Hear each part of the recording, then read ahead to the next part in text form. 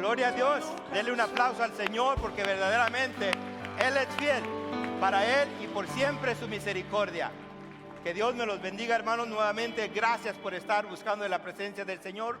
Hoy estaremos compartiendo nuestra cuarta parte de nuestra serie 7 días, ¿verdad?, de vida. Yo no sé si usted ha estado mirando en todas las... Oh, por favor, salúdense, disculpen, antes de sentarse. Que el Señor me los bendiga y que el Señor les abra su corazón para el discernimiento de su palabra. Hoy estamos mirando, ¿verdad?, nuestra cuarta parte de esta serie, donde nos hemos enfocado en los últimos 7 días de vida de Jesús. Para recapitular un poquito de lo que hemos mirado en la primera semana, miramos y hablamos de la entrada triunfal de Jesús, lo que mejor conocemos como el Domingo de Ramos. En Mateo 21, versículo 9 nos dice: Hosana al Hijo de David, bendito aquel que viene en el nombre del Señor, Hosana en las alturas. Nos habló entonces de la entrada triunfal de Jesús en la semana número 2.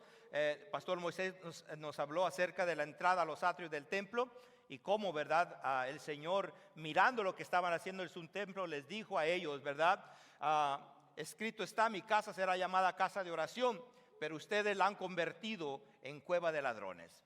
En la tercera semana miramos que Él se refirió, ¿verdad?, a los fines del tiempo, a la destrucción del templo.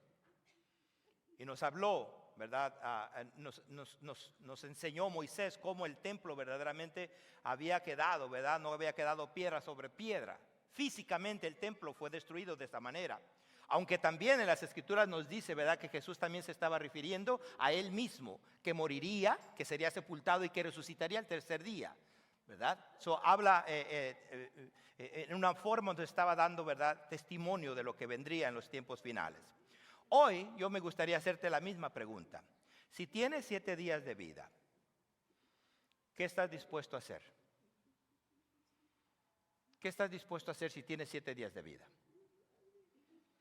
¿Qué harías diferente? Yo creo que la mayoría harían lo que muchos decidieran hacer. Hacer todo lo que no hemos hecho. Lo que conocemos, mejor dicho, como darle rienda suelta a la vida.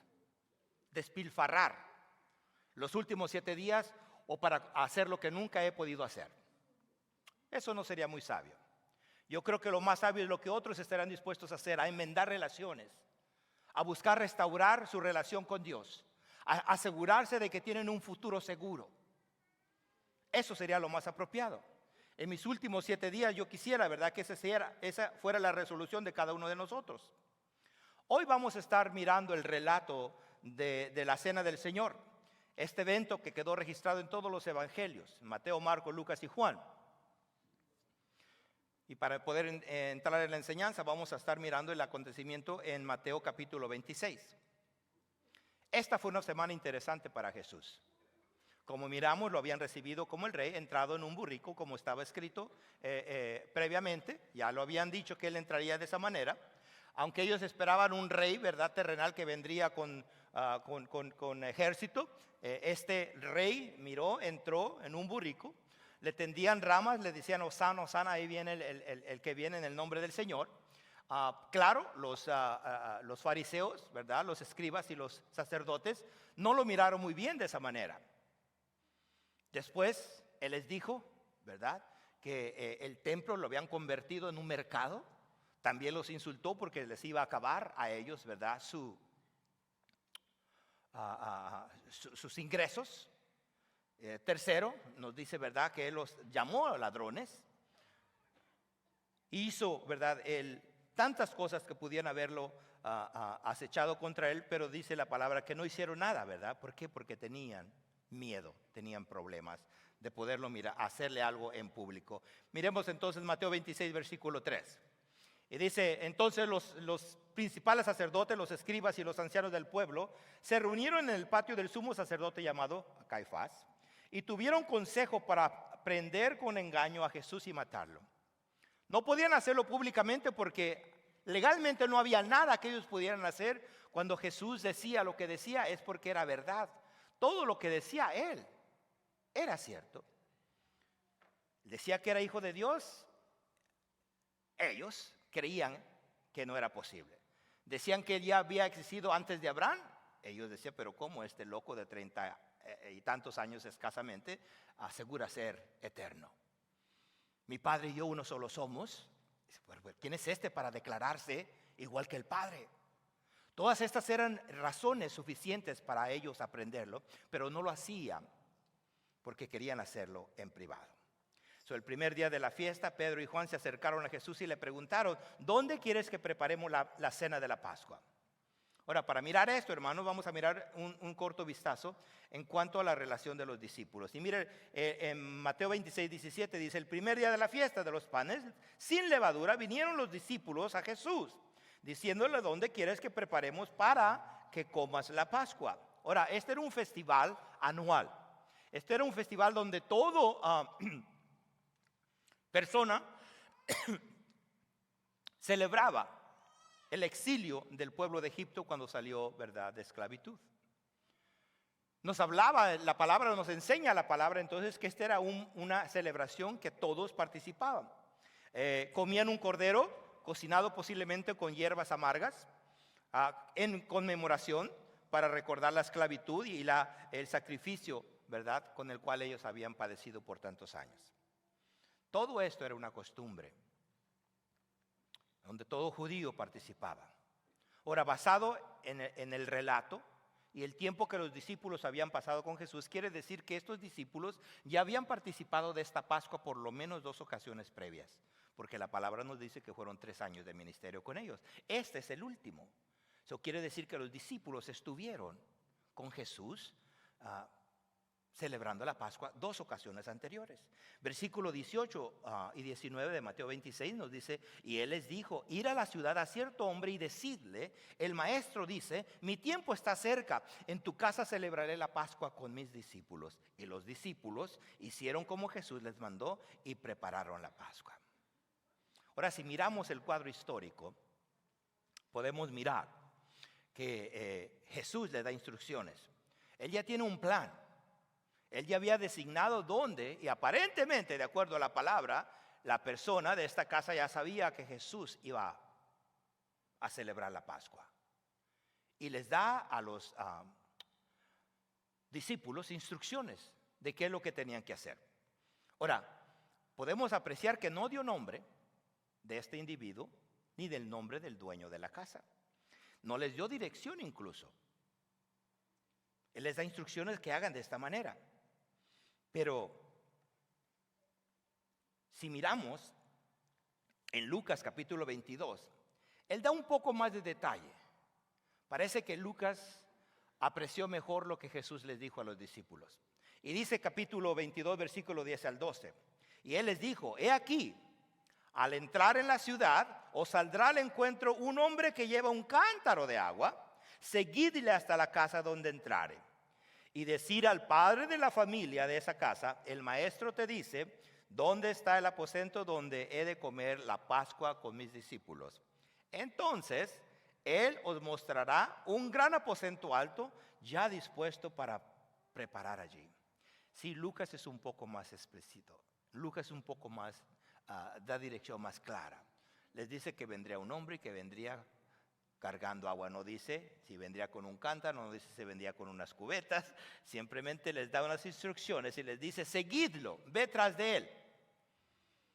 Por lo que leemos, puede decir entonces que este personaje posiblemente era un siervo o un esclavo de este dueño de la casa.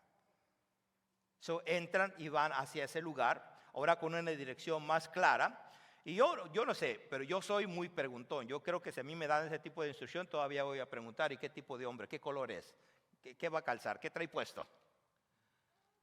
Pero ellos dijeron, simplemente obedecieron. ¿Qué es lo que debemos de hacer? Hacer todo lo que diga Jesús. Simplemente obedecer. Debemos de hacer lo que Jesús dice. Mateo 26, 20 dice: cuando llegó la noche, se sentó a la mesa con los 12. Quiere decir que entonces se llevó en efecto todos los planes de Jesús. Pudieron conseguir el aposento, les dejaron entrar, y llegaron ellos, prepararon el alimento, y llega la noche. Entonces los 12 están dispuestos a buscar ahí, a sentarse a la mesa. Ahora yo quiero que pongamos en perspectiva. No son mesas regulares como las que nosotros tenemos. No tienen sillas altas o sillas confortables. Es más, porque nosotros a veces, dependiendo la persona a la que invitamos, es cómo vamos a poner la mesa. ¿No es así? Muchos, dependiendo del personaje que viene, van a poner el cristal que está por 20 años alzado. Van a decorar lo mejor que puedan. Van a tratar de impresionar a las personas. La palabra nos dice aquí que ellos vinieron y se sentaron a la mesa. Eso, para tener un poco en perspectiva, no había lujos en esa mesa. Había simplemente el sacrificio, el cordero. Iban a compartir el alimento en conmemoración, o sea, en memoria de lo que había hecho ya Dios anteriormente con su pueblo. Y esto lo venían haciendo para recordar la libertad de la esclavitud que estuvieron por 400 años. No había lujo, no había nada de eso. Y la cena continúa. Y entonces Jesús les hace una pregunta. Versículo 21 de Mateo 26. Y mientras comían, dijo: de cierto os digo que uno de vosotros me va a entregar. Yo me imagino el silencio, seguido por un voltearse a ver cada uno. ¿Cómo está eso, Señor, si estamos celebrando y tú no sales con esto?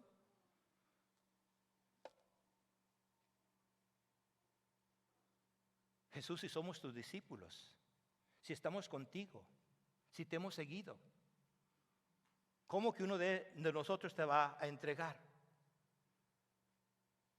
En medio de la celebración, Jesús, ¿cómo nos puedes decir esta frase tan pesada? Que uno de nosotros va a entregarte. ¿Cómo te sentirías tú si estuvieras en esa reunión y te dijeran: hey, alguno de ustedes va a ser un traidor conmigo? Alguno de ustedes me va a entregar. Yo creo que cada uno de nosotros nos sacaría de quicio, ¿no? Porque hemos prometido, igual que los discípulos, seguir a Jesús siempre, ser obedientes, hacer todo lo que Él nos mande y diga.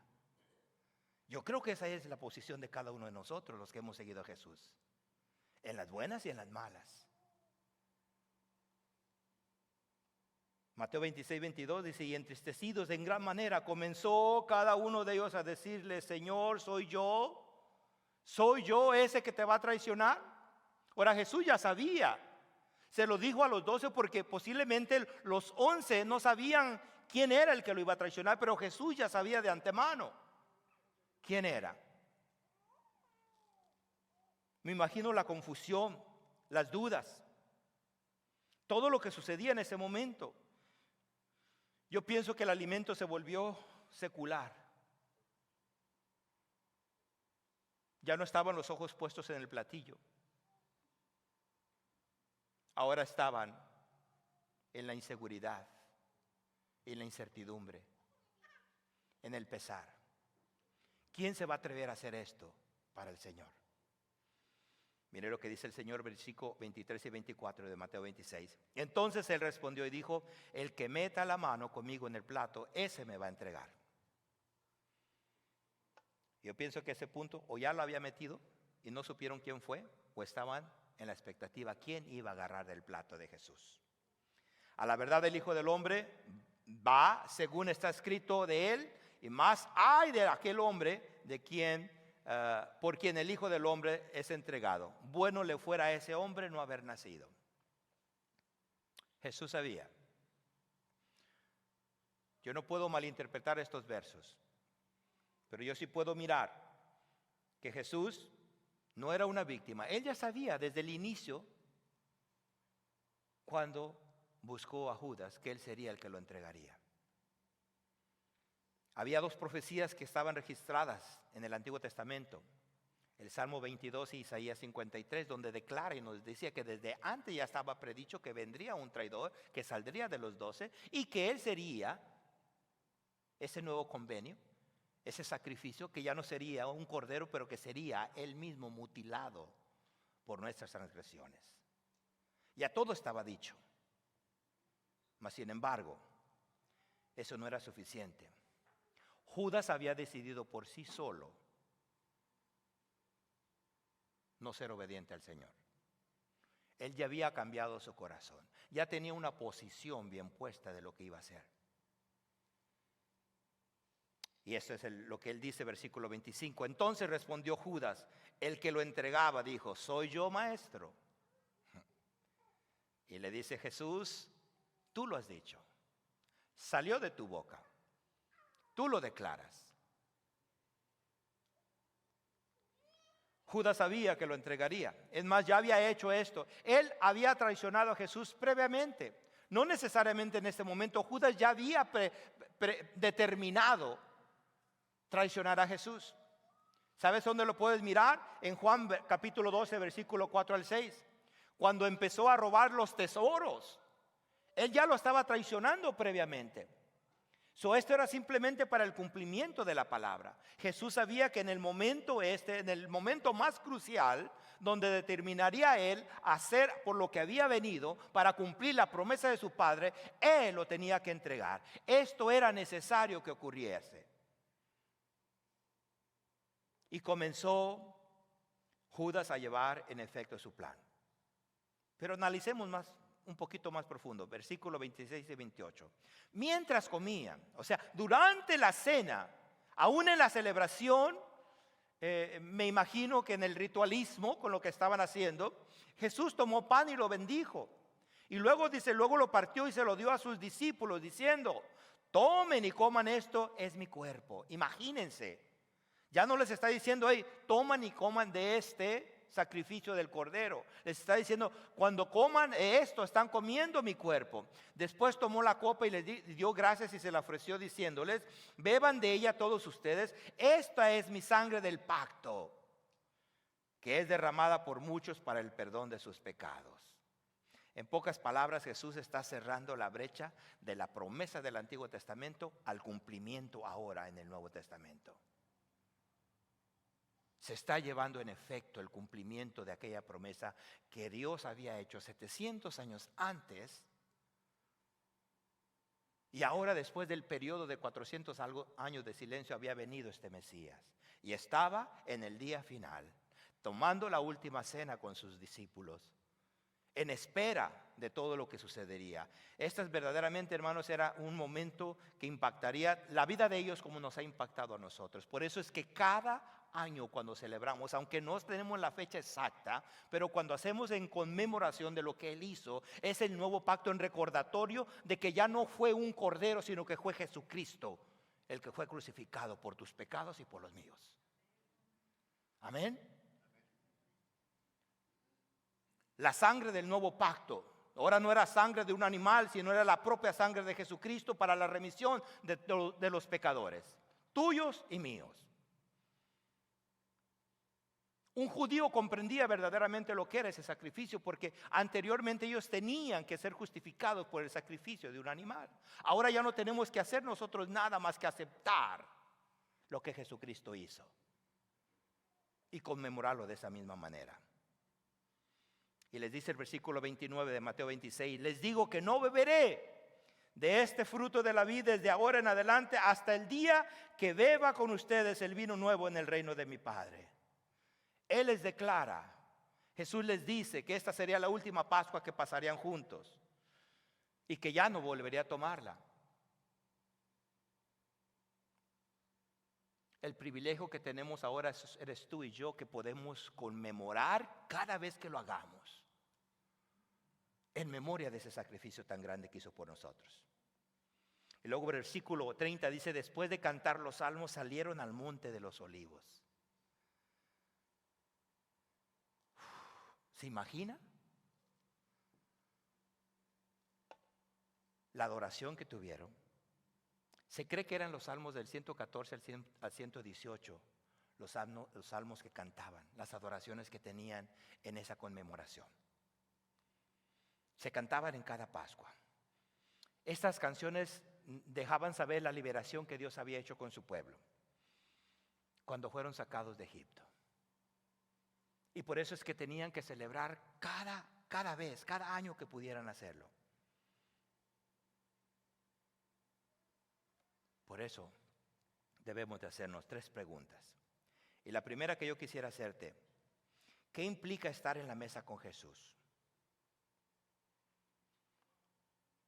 ¿Por qué debe de ser importante para mí cuando el Señor me invita a participar de su mesa. ¿Qué puedo hacer y qué son los pasos que tengo que hacer? Bueno, el primer paso, el número 1, es estar dispuesto a venir a la mesa. Dios no te obliga. Dios no te va a torcer la mano. Dios tiene la mesa puesta. Los 11, al igual que Judas, tuvieron la libertad de venir y sentarse a la mesa. Tú y yo tenemos la misma opción. Nosotros decidimos si queremos estar en la mesa. Mateo 11, 28 y 30 dice la palabra: vengan a mí todos ustedes que están cansados y agobiados, y yo les daré descanso. Carguen con mi yugo y aprendan de mí, pues soy apacible y humilde de corazón, y encontrarán descanso para su alma, porque mi yugo es suave y mi carga es ligera. Cuando Jesús llega a la escena con sus discípulos, al igual que a nuestra vida, debemos de aceptar esa invitación. Pero Él dice: vengan a mí. ¿Quiénes? ¿Los que quieran cenar conmigo? ¿Sabe a quién está invitando? Al afligido, al cansado, al agobiado, al que no pueda cargar con sus cargas.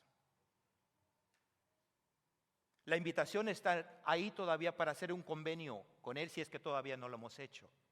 La cuestión es que prolongamos ese convenio, porque sabemos que va a demandar que yo confíe en Dios, que deje mi manera de vivir, que me postre y que me sujete a su enseñanza, que permita que pueda Él empezar a cambiar, a transformar mi vida. Pero eso cuesta mucho para muchas personas. Por eso es que son oyentes únicamente. Les gusta escuchar las buenas nuevas de salvación, pero no las aceptan, porque no están dispuestos a hacer un convenio nuevo. ¿Y sabe por qué? Porque la invitación no es forzada. Dios no te va a obligar. Cada uno va a venir por su propia cuenta. Dios no te va a forzar. Él quiere que te sientes a la mesa y la silla va a estar puesta, la mesa va a estar servida, pero tú tienes que venir. Al final de cuentas eres tú el que decide. Tú tienes que tener el deseo de ser obediente y de buscar de su presencia. El evangelio no puede entrar a martillazos con la Biblia. El corazón debe de estar dispuesto, la necesidad debe de estar allí. Y luego viene. Y va a venir cuando tú te doblegues, cuando tú te quebrantes, cuando estés dispuesto verdaderamente a abrir tu corazón y decir: ok, mi vida no tiene sentido sin Jesucristo. Ya he probado todo. Ya he buscado por todos lugares y sigo igual. Ahora voy a confiar en ti, Señor.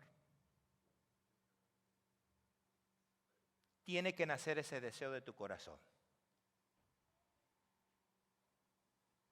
Como Dios no te obliga, pero Él pone la mesa, Él sirve la mesa, Él pone el banquete, está la silla, está el lugar, está la reservación. Y ahora tú tienes que decidir. Tú tienes que venir y sentarte a la mesa. Entonces, usted debe primeramente estar dispuesto a sentarse a la mesa. Y segundo, estar dispuesto a permanecer en la mesa. La invitación está hecha. ¿Sí? Tú tienes que decidir si permaneces en la mesa o si te vas. Para comprender un poquito más este punto, examinemos quién estaba sentado a la mesa con Jesús. Nuevamente, Marcos 14, 18 y 19 dice: mientras estaban sentados a la mesa comiendo, dijo: les aseguro que uno de ustedes que está comiendo conmigo me va a traicionar. Ellos se pusieron tristes y uno tras otro empezaron a preguntarse: ¿acaso seré yo? Ahora yo te hago la pregunta a ti. Si nos hicieran la pregunta este día, estamos todos sentados en la mesa y uno de ustedes me va a entregar, dice el Señor. ¿Estás seguro que no eres tú? Porque tenemos que estar convencidos verdaderamente que no soy yo el traidor, que estoy dispuesto a obedecer a Dios, que el convenio ya lo he hecho, que aunque no es fácil el caminar, creo y confío que Dios ya tiene la mesa preparada para mí, que la cena está puesta. ¿Sí? Judas estaba ahí, los otros 11 también estaban ahí sentados.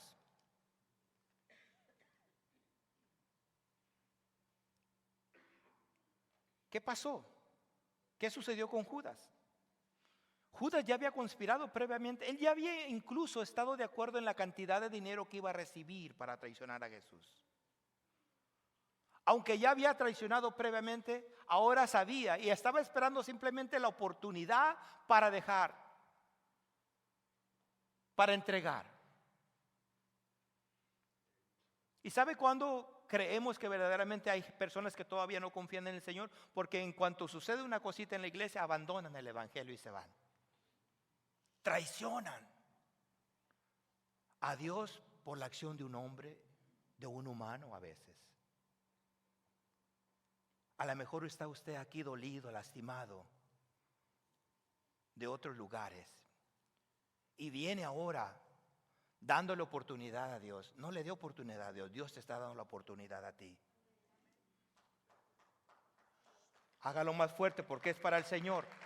Él quiere restaurar corazones, pero tenemos que estar dispuestos a venir y postrarnos y dejar y hacer el convenio nuevo, participar de la mesa, pero tengo yo que determinar continuar en la mesa.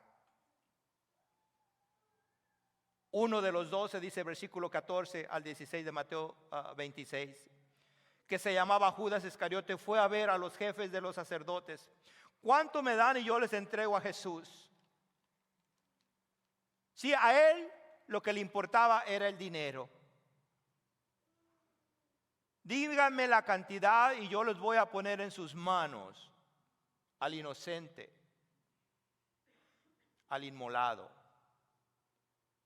al que está dispuesto a pagar por mis pecados, pero él ya había decidido no aceptar el perdón de sus pecados. ¿Cuánto me dan? Les propuso y decidieron pagarle 30 monedas de plata. Y desde entonces Judas buscaba una oportunidad para entregarlo. Usted me pregunta, ¿cómo puede llegar una persona a llegar a ese lugar? Pero si vivía, si comía, dormía, respiraba el mismo aliento que los demás estaban alrededor de Jesús, ¿cómo pudo él atesorar tanto deseo de obtener una ganancia para entregar al inocente, al que estaba dispuesto a pagar el precio?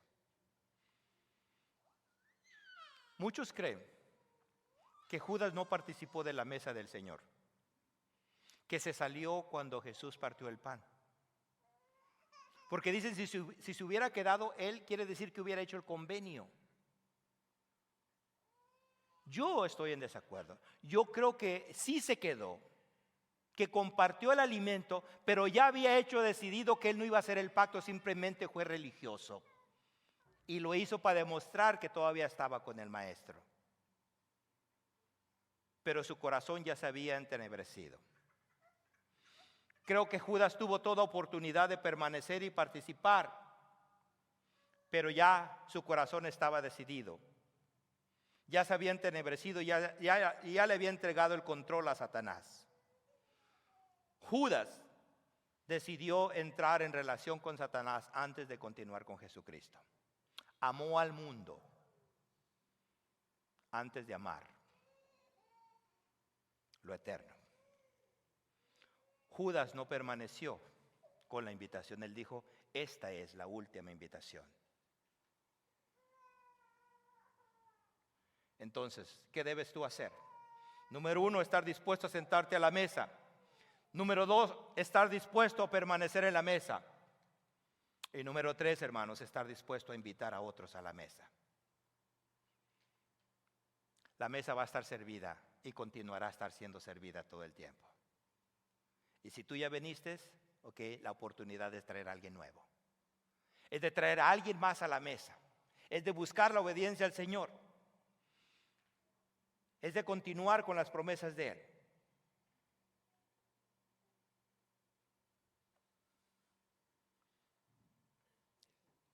Jesús sabía que había un traidor allí.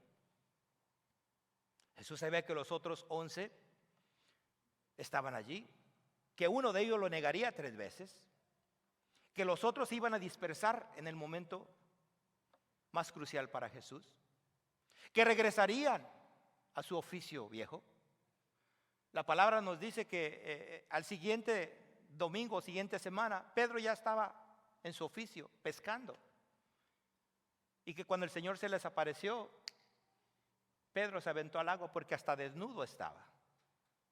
Habían regresado a su oficio, habían continuado con su vida. Él sabía que los discípulos, ¿verdad?, se iban a dispersar. Él sabía que Pedro lo iba a negar. Él sabía que Judas lo iba a entregar. Él sabía que Tomás incluso no creería hasta que no pusiera sus dedos, ¿verdad?, en las llagas. Él conocía el corazón de cada uno de ellos. Él sabe tu condición y tu corazón y tu fe. Él sabe cómo lo sigues, cómo lo buscas.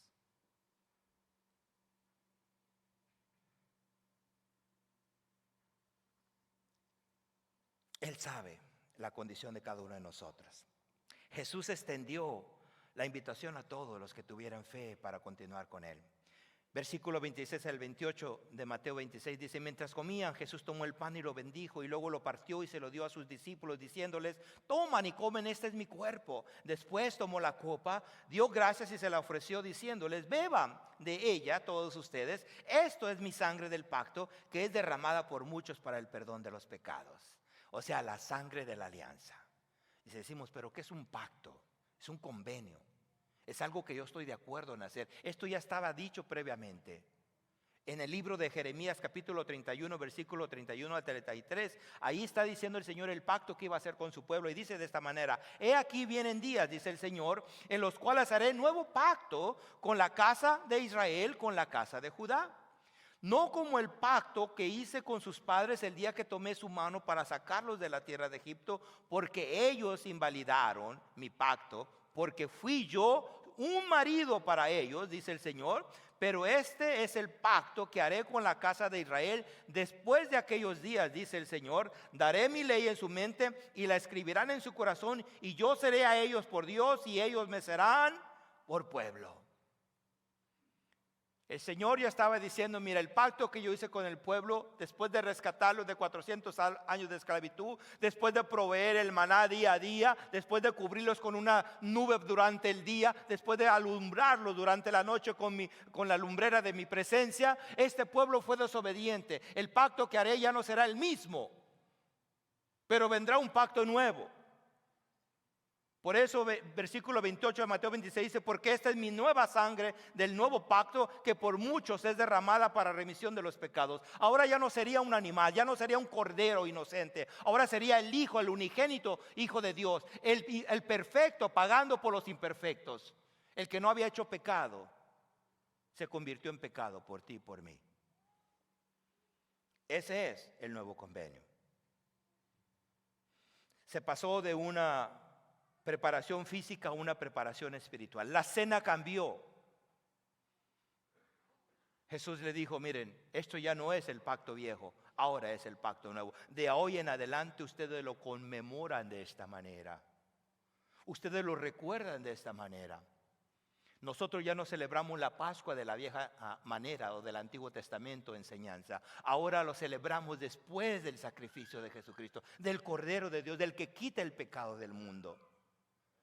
Por eso cada oportunidad, como lo vamos a tener ahora, cada oportunidad que tengamos de sentarnos a la mesa, de venir a la cena del Señor, lo haremos con una mente diferente. Porque ya no es un cabrito, ya no es un cordero, ya no es un toro, ya no es una paloma. Fue Jesucristo el que fue crucificado, el cuerpo que fue inmolado y la sangre de Él que perdonó nuestros pecados. Ese es el convenio nuevo, esa es la sangre que fue derramada por el perdón de los pecados de muchos. Ahora, pecados de muchos porque no todos vienen a ese convenio, no todos creen en ese convenio. La sangre es suficiente, el sacrificio fue completo, pero no todos vendrán. Pero ya está el pacto hecho. Ese es el nuevo pacto. Y ese pacto está abierto para todas personas, para todas edades. Ayer hice una ceremonia de quinceañera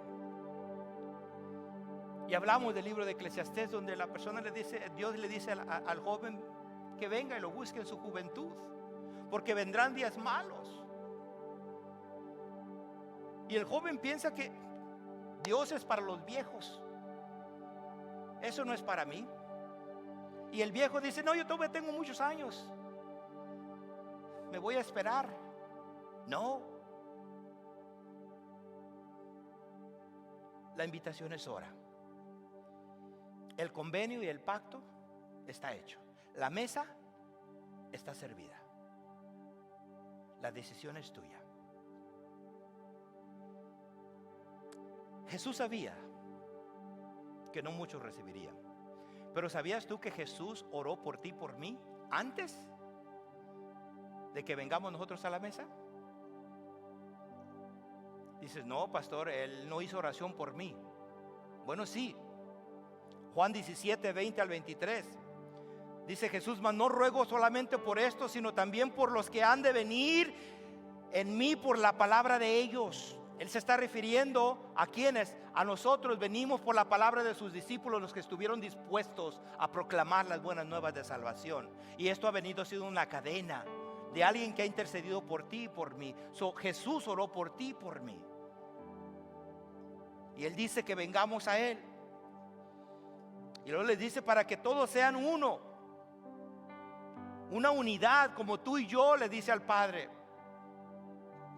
Lo que Jesús espera verdaderamente es que nosotros vengamos a Él, que creamos en ese pacto, que entendamos que Él fue enviado por su Padre y que vino a cumplir la promesa que Dios le había hecho a su pueblo, y que hoy la invitación todavía sigue puesta en la mesa.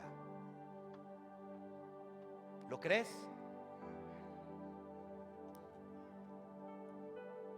Yo sé que nos están también mirando en línea y me gustaría hacer la invitación tanto para los de casa como los que están en línea. A lo mejor ya estás cansado. A lo mejor ya te rendiste porque no hay un cambio. Porque sigues tú creyendo que Dios ya te abandonó. Esta invitación es para todos. Para aquel que ha hecho la decisión de buscar a Jesús pero que no sigue firme, como aquel que todavía no ha hecho un convenio con Él y creerle. Pero sigue siendo la invitación.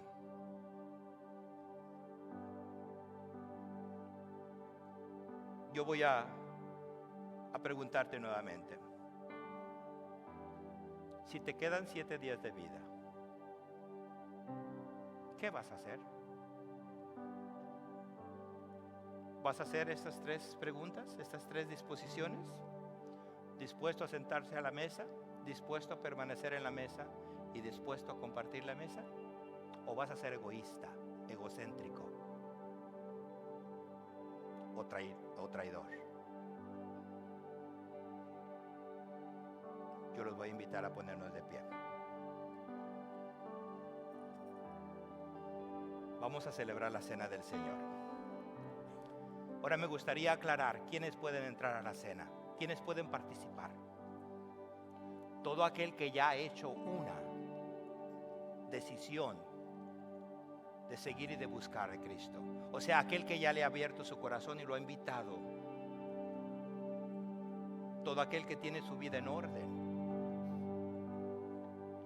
Sí, porque esto es un nuevo pacto. Es el pacto de la nueva alianza. Ya no se trata de la sangre de un cordero, de un animal. Conmemoramos el cuerpo que fue quebrantado de Jesucristo y quebrantado por nuestros pecados. La sangre simboliza el vino simboliza la sangre que fue derramada por ti y por mí. No lo podemos tomar a la ligera. Este convenio es para aquellos que quieran participar de la cena. Pero está la precondición. Yo tengo que buscarlo, yo tengo que decidirlo, yo tengo que necesitarlo. Amén. Entonces vamos a tomar el pan. Primera de Corintios 11, versículo 24 y 25 vamos a estar leyendo. Y lo primero que dice la palabra, y habiendo dado gracias, lo partió. Partamos el pan. Y dijo: tomad y comed, esto es mi cuerpo que por vosotros es partido. Haced esto en memoria de mí. Comamos.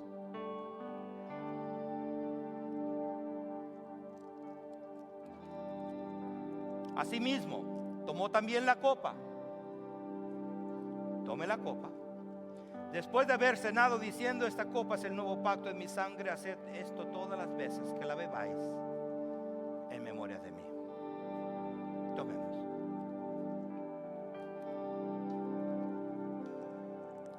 Padre Santo, Señor Jesús, te damos gracias, poderoso Dios, por cada uno de tus hijos que pudo participar de esta cena en este día.